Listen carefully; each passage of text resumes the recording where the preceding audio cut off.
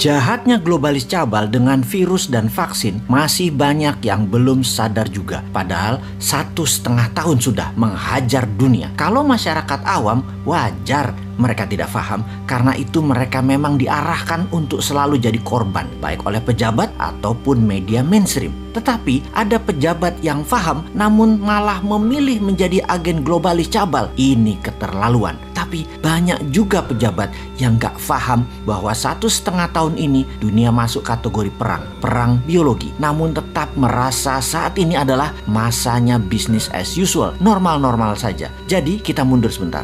2014 masuk periode pemimpin baru di Indonesia. Waktu itu masa normal. Kemudian di 2016 mulai masuk masa perang dagang Amerika Tiongkok. Di sini mulai terlihat bahwa banyak pejabat yang gagap. Selama 2016 hingga 2020 mengelola negara bukan pakai mode wartime, tetapi pakai seperti masa normal. Hal ini membuat Indonesia tertinggal. Tetapi masyarakat banyak yang gagal paham bahwa kesalahan melihat dunia berefek seperti saat ini. Indonesia jalan di tempat. Buktinya GDP per kapita hanya dari 3.800 ke 4.000-an dolar per kapita. Ini harus terlihat sesungguhnya sebagai kurang berhasil dalam tanda petik membuat Indonesia berdaulat ekonominya. Karena salah melihat peta dunia, salah melihat world map. Lalu berlanjut di tahun 2020, di mana saat itu adalah perang biologi dunia atau dunia kena pandemi virus buatan yang bernama corona. Perang ini bisa panjang, bisa pendek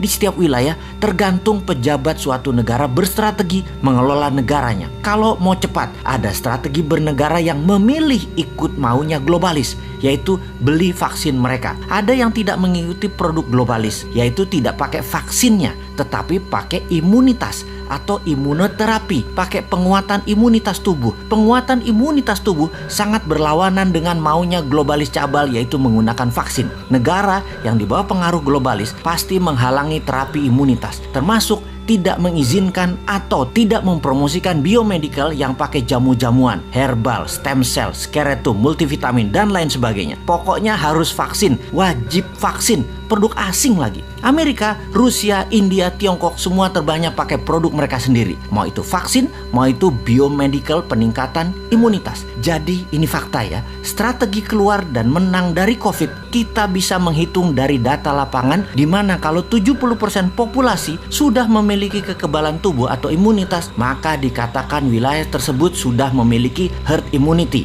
atau herd immunity-nya tercapai. Ketika herd immunity tercapai, maka virus corona bisa terkendali dan musnah. Cara mencapainya adalah dengan sesegera mungkin dilakukan vaksinasi dan memberikan kekebalan tubuh. Dengan strategi yang dijalankan setiap negara berbeda, maka akan didapat fakta pencapaian herd immunity di Indonesia baru tercapai 4,5 tahun lagi dengan kecepatan 250.000 vaksin per hari yang dilakukan pada saat ini dengan stok 400 juta vaksin yang akan disediakan.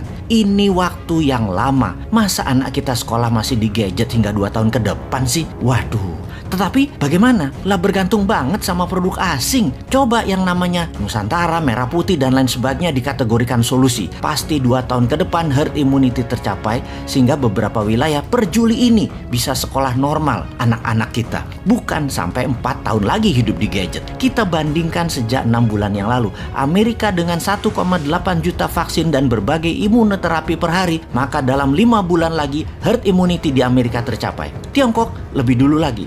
Sejak 9 bulan yang lalu sudah dengan kecepatan 15 juta per hari. 4 bulan lagi atau sekitar bulan September herd imunitas tercapai. India bahkan dengan kecepatan 2-3 juta per hari, diperkirakan 2,5 tahun lagi herd imunitas di India tercapai. Kalau Indonesia masih 4,5 tahun lagi. Ini gawat, bisa nggak berhaji selama 4 tahun ke depan. Ya ini mismanajemen kelolaan bernegaranya. Ditambah bisa sekolah dari gadget hingga 4 tahun ke depan. Waduh, bisa hilang keterampilan sosial anak-anak generasi Z zilenial ini yang saat ini usianya 20 tahun ke bawah. Jangan begitulah mengelola negaranya, wahai pejabat.